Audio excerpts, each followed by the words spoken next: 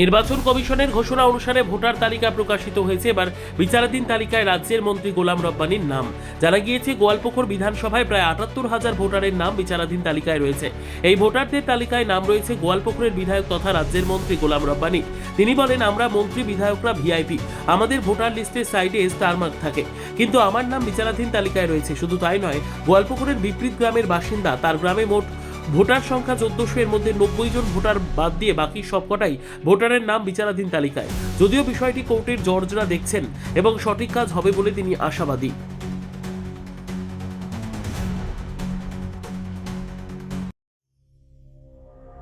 সংবাদটি নিবেদন করছেন স্বস্তিলোক উৎসব ভবন, গঙ্গারামপুর, দক্ষিণ দিনাজপুর।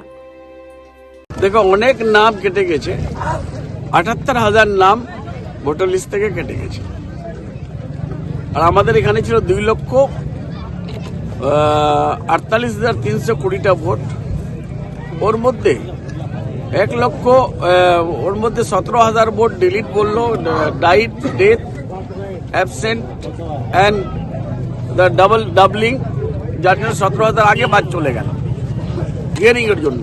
আমরা হিয়ারিং করলাম, সব পেপারস দেওয়ার সত্ত্বেও এবার মাইক্রো অবজারভার, রোল অবজারভার সবাই আসলো।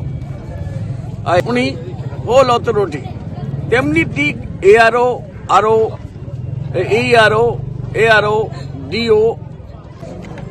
তো আমরা ধন্যবাদ দিচ্ছি আমাদের মাননীয় মুখ্যমন্ত্রী মমতা বন্দ্যোপাধ্যায়কে।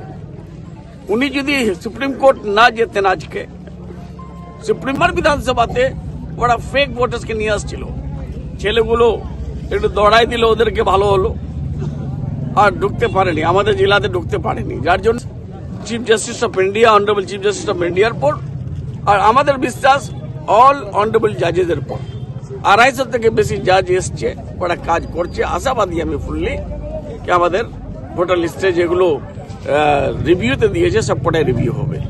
সর্বোত্তম সুযোগ সুবিধে রয়েছে আতিথেয়তায়।